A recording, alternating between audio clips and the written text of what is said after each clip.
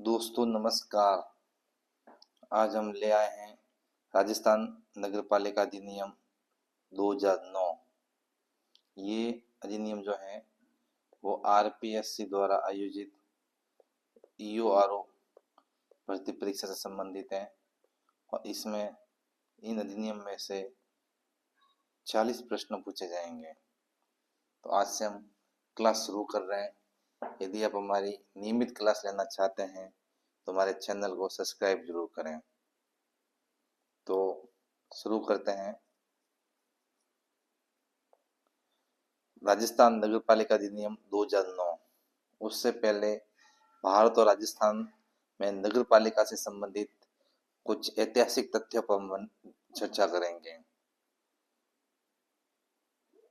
तो भारत में सर्वप्रथम 1687 में नगरीय शासन की स्थापना मद्रास में हुई थी।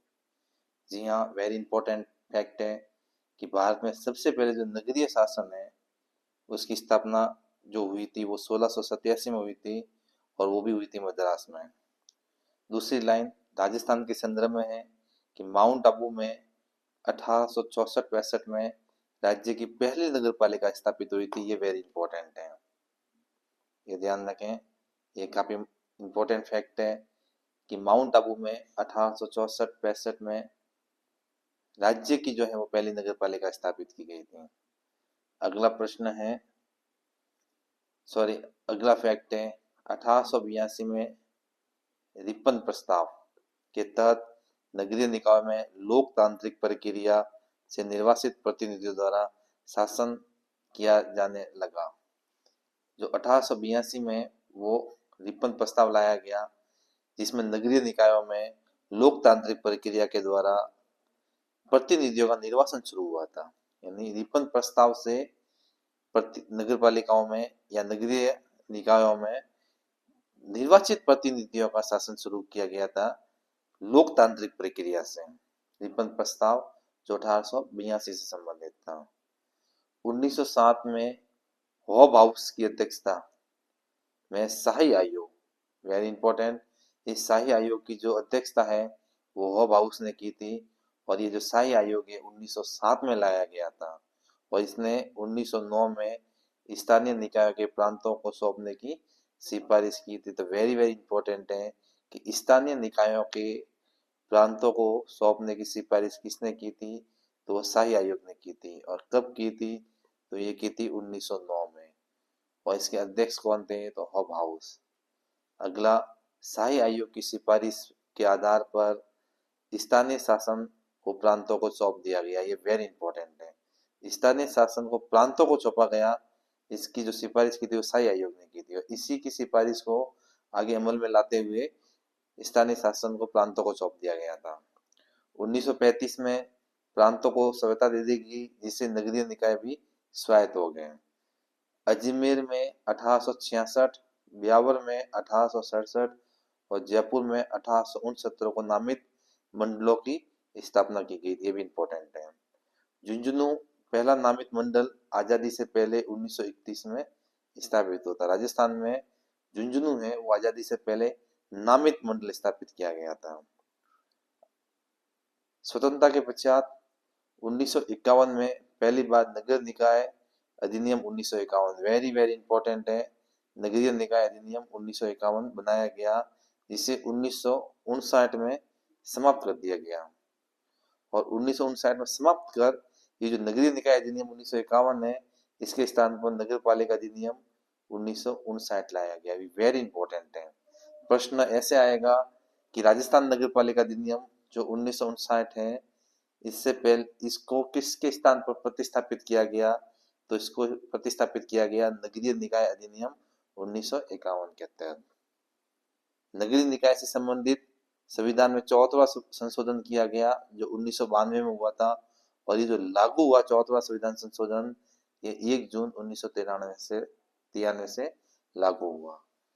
ये संविधान है, इस जो 74वां संविधान संशोधन है इसमें भाग 9A जोड़ा गया। वेरी वेरी इंपॉर्टेंट, भाग 9A है वो स्थानीय निकायों का उल्लेख करता है। यानी नगर पालिका से संबंधित या स्थानीय निकायों से संबंधित संविधान के 4वें संविधान संशोधन के तहत भाग 9A जोड़ा गया और जो अनुसूची है वो 12वीं जोड़ी गई। ये ध्यान रखें, जो 12वीं अनुसूची है ये स्थानीय निकायों से संबंधित है और ये 4वें संविधान संशोधन के तहत जोड़ी गई। ये 4वां संविधान संशोधन कब लागू हुआ?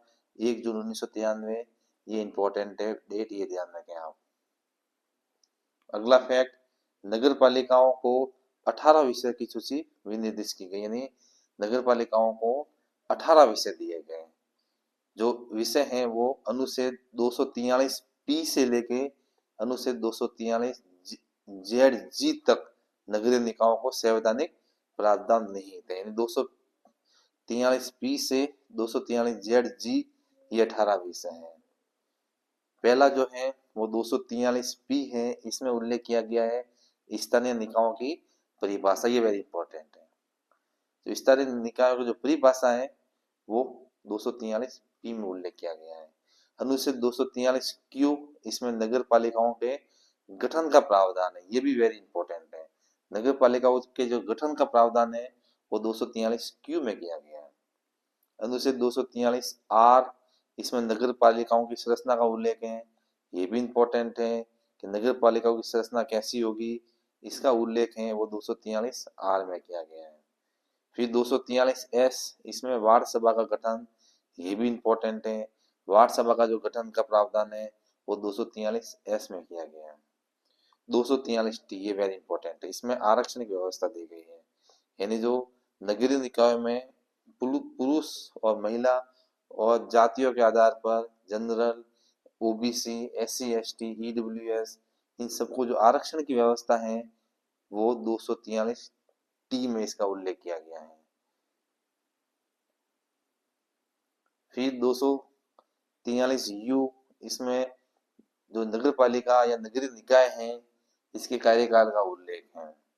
243 डब्ल्यू है, इसमें नगरीय निकायों के कार्यों का उल्लेख है। 243 एक्स है, इसमें कर लगाने की शक्ति है, वेरी इंपॉर्टेंट है। नगर पालिका किन किन स्थान पर और किन किन वस्तुओं पर कर लगाएगी इसका उल्लेख है वो 243 एक्स में है। 243 जेड डी है, इसमें जिला नियोजन समिति का उल्लेख है, ये भी वेरी वेरी इंपॉर्टेंट है। आने की पूरी संभावना है कि 243 जेड जी में जिला नियोजन समिति, यानी प्रश्न ऐसे बन सकता है कि जिला नियोजन समिति संविधान के कौन से अनुच्छेद में वर्णित है, तो 243 जेड डी। अगला है 243 जेड ई, ये महानगर नियोजन समिति का उल्लेख है, ये भी इंपॉर्टेंट है। फिर 243 जेड एफ, इसमें विद्यमान विधियों और नगर पालिका का बना रहना का उल्लेख है। और अंतिम है 243 जेड जी, जिसमें चुनाव संबंधी मामलों में न्यायालय का हस्तक्षेप नहीं होना, इसको तो वेरी वेरी इंपॉर्टेंट कर दीजिए, वेरी इंपॉर्टेंट। इसके आने की पूरी संभावना है कि चुनाव संबंधित मामलों में न्यायालय का हस्तक्षेप नहीं होगा, नगर निकायों से संबंधित वो है 243 जेड जी में। ये जो 18 कार्य हैं जो 12वीं अनुसूची में दिए गए हैं वो इस प्रकार है, और ये जो क्रम है ये क्रम भी आपको ध्यान में रखना है। पहले से 18 क्रम तक ये क्रम भी पूछे जा सकते हैं। तो पहले क्रम पर है नगरीय नियोजन, दूसरे पर है भू उपयोग का नियमन करना, तीसरे पर है भवन निर्माण की अनुमति देना, चौथे पर है जलापूर्ति का काम करना, पांचवे पे है जन स्वास्थ्य व्यवस्था करना, छठे पर है सड़क पुल का निर्माण व रखरखाव, सातवें पर है आर्थिक व सामाजिक विकास के काम करना, आठवें पर है अग्निशमन सेवा उपलब्ध करवाना, ये वेरी इंपॉर्टेंट है। नौवां है शहरी वानिकी पर्यावरण संरक्षण और पार्कों को विकसित करना, 10वां है गंदी बस्ती पर नियमन करना, 11वां है शहरी गरीबी उन्मूलन करना, 12वां है पार्क बाग खेल के मैदानों की व्यवस्था करना, 13 नंबर पर है समाज के कमजोर वर्गों व दिव्यांगों के हितों के लिए काम करना, रेंत बसेरा अन्नपूर्णा रसोई योजना, वेरी इंपॉर्टेंट। जो अन्नपूर्णा रसोई योजना है ये 13वें नंबर पर है। 14वां है जन्म मृत्यु विवाह का पंजीकरण करना, ये भी इंपॉर्टेंट है। 15वां है बूचड़ खानों कसाई खानों का नियमन करना। 16 है पशुओं के लिए तालाब व्यवस्था और पशुओं के प्रति क्रूरता पर प्रतिबंध लगाना, ये प्रश्न पूछा जा चुका है। 17वां है इलेक्ट्रॉनिक व शवदाह की व्यवस्था करना, और 18वां अंतिम है वो स्ट्रीम लाइट की व्यवस्था, पार्किंग, सुलभ शौचालय और मेले आदि का आयोजन करना। आपको याद कैसे करना मैं आपको बता देता हूँ। शुरू के आप 3 याद कर लीजिए और अंतिम के 3 याद कर लीजिए, यहाँ से प्रश्न बनने की पूरी पूरी संभावना होती है। तो शुरू के जो 3 हैं वो है नगर नियोजन 1 नंबर पर, भू उपयोग का नियमन करना ये 2 नंबर पर, और भवन निर्माण की अनुमति देना ये 3 नंबर पर। और अंतिम जो 3 है वो है पशुओं के लिए तालाब व्यवस्था और पशुओं के प्रति क्रूरता पर प्रतिबंध लगाना 16 नंबर, इलेक्ट्रॉनिक सुविधा घर की व्यवस्था करना ये 17 नंबर, और स्ट्रीम लाइट की व्यवस्था, पार्किंग, सुलभ शौचालय व मेले आदि का आयोजन करना यह है 18 नंबर पर। ये है राजस्थान नगर पालिका अधिनियम 2009, द राजस्थान म्युनिसिपलिटीज एक्ट 2009। इसमें टोटल जो चैप्टर हैं वो 17 है इस अधिनियम में, ध्यान रखें। यहाँ से भी प्रश्न बनने की संभावना हो सकती है कि इसमें कुल अध्याय कितने, तो वो 17। सेक्शन यानी धारा कितनी है, तो 344 इसमें टोटल धाराएं हैं इस अधिनियम में।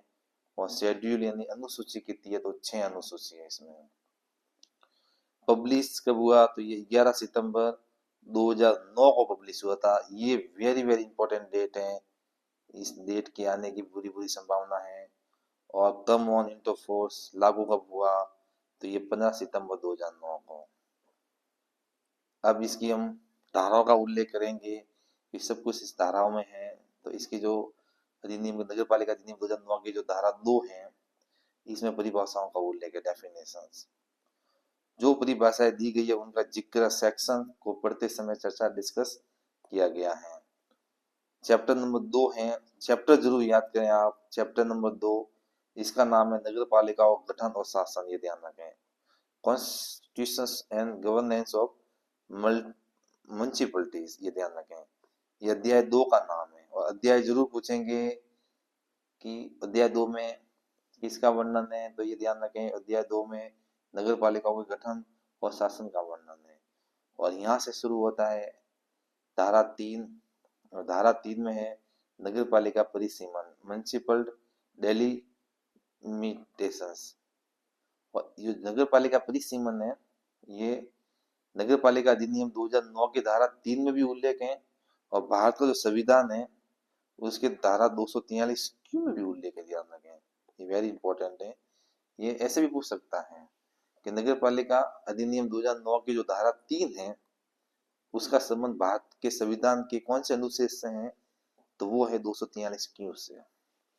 तो इसमें धारा 3 में जो नगर पालिका परिसीमन है, इसमें क्या कहा गया है कि क्षेत्र या उस अतिरिक्त क्षेत्र के सदस्यों का निर्वाचन नियत तिथि से 6 महीने की अवधि के भीतर कराया जाएगा।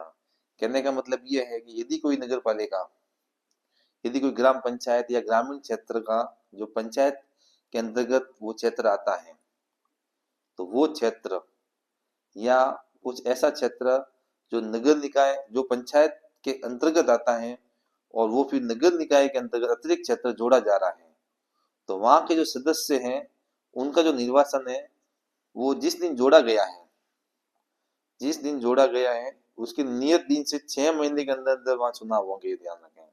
Very very important.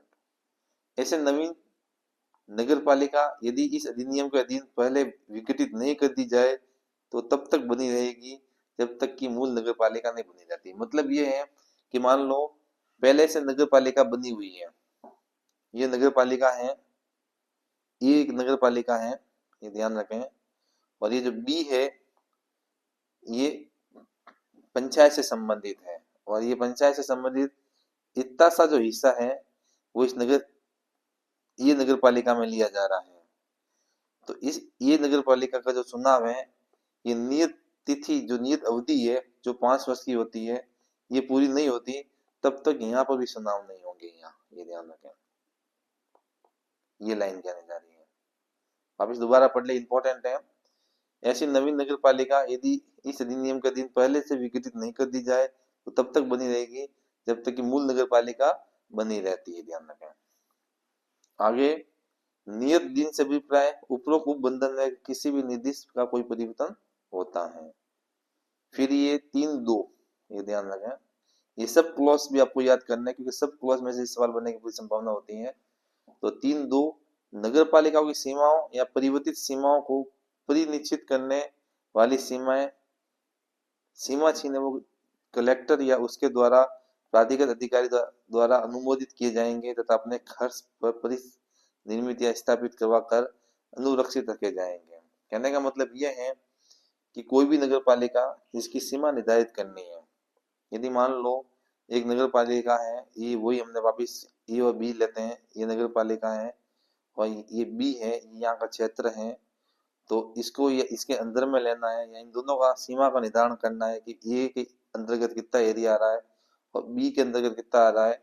तो इसका जो निर्धारण है वो जिला कलेक्टर करेगा, या तो जिला कलेक्टर करेगा। यदि जिला कलेक्टर वहां उपस्थित होने की स्थिति में नहीं है तो जिला कलेक्टर के द्वारा जो प्राधिकृत अधिकारी होगा वो उसके अनुमोदन से होगा, ये ध्यान रखें। ये धारा 3.2 में कहा गया है। आगे धारा 3.3 इसमें कहा गया है कि नगर पालिका निधि का अतिशेष राज्य सरकार में निहित हो जाएंगे और उसके आगम यदि कोई हो तो राज्य सरकार के आदेशों के अधीन उस स्थानीय क्षेत्र जिसमें ऐसे नगर पालिका की अधिकारिता थी के फायदे के लिए खर्च किए जाएंगे।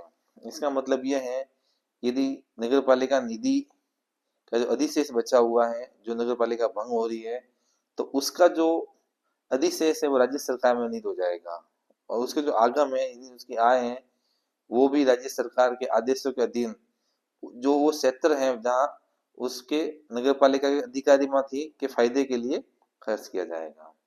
धारा 3.4 है, इसमें कहा गया है कि जब कोई स्थानीय क्षेत्र नगर पालिका ना रहे, वेरी इंपॉर्टेंट है, तब नगर पालिका में निहित नगर पालिका निधि तथा अन्य संपत्ति और अधिकार ऐसे अन्य स्थानीय प्राधिकारी में निहित हो जाएंगे। ये इंपॉर्टेंट है। यदि कोई नगर पालिका नहीं रहती है तो उसके जो निधि है नगर पालिका निधि और अन्य संपत्तियां वो अन्य स्थानीय प्राधिकारी में निहित हो जाएंगे। ये ध्यान रखें, अन्य स्थानीय प्राधिकारी में निहित। अगला 3.5 में स्थानीय क्षेत्र जो किसी नगर पालिका क्षेत्र में अपवर्जित कर दिया जाए और दूसरी नगर पालिका में सम्मिलित कर दिया जाए तब प्रथम वर्णित नगर पालिका में निहित नगर पालिका निधि और अन्य संपत्ति राज्य सरकार दोनों नगर पालिकाओं के परामर्श के पश्चात राजपत्र अधिसूचना द्वारा घोषित कर दूसरी नगर पालिका में निहित कर सकेगी। इसका मतलब यह है 3.5 जो धारा 3 और सब क्लॉज 5 है, ये कह रहा है कि ई और बी नगर पालिका वही वापिस, और ये जो है वो बी के अंदर मिलाई जा रही है, यानी इन दोनों को मिला के एक नगर पालिका वापस बनाई जा रही है। तो अपवर्जित कर दिया जाए और दूसरी नगर पालिका में सम्मिलित कर दिया जाए, यानी ये दोनों को सम्मिलित कर दिया गया है। तो प्रथम वर्णित नगर पालिका में निहित नगर पालिका निधि, इसकी जो निधि है ये की निधि अन्य संपत्तियां, निधि और संपत्तियां जो राज्य सरकार इन दोनों के ऊपर इस निधि पर है वो राज्य सरकार निर्णय लेगी, राज्य सरकार निर्णय लेगी। राज्य सरकार दोनों नगर पालिकाओं से परामर्श, ये ध्यान रखें, राज्य सरकार जो निर्णय लेगी वो दोनों नगर पालिकाओं के परामर्श से लेगी। परामर्श यानी ई और बी, जैसे मान लो तो ई और बी को मिला, इन दोनों को मर्ज किया जा रहा है, इन दोनों को मिलाया जा रहा है, इन दोनों से राज्य सरकार परामर्श लेगी। उसके पश्चात राजपत्र में अधिसूचना द्वारा घोषित कर जो दूसरी नगर पालिका है, यानी ए को बी के अंदर मिलाया जा रहा है, तो बी है उसमें निहित हो सकेगी, मतलब ये ए की जो सारी निधियां संपत्तियां हैं वो बी की हो जाएगी और फिर ये संपूर्ण बी कहलाएगी। ध्यान रखें, फिर ये न कहलाकर ये संपूर्ण बी कहलाएगी, यही कहना चाह रहे हैं। 3.5 अगला है धारा 3.6, ये सब क्लॉज जरूर ध्यान रखें आप।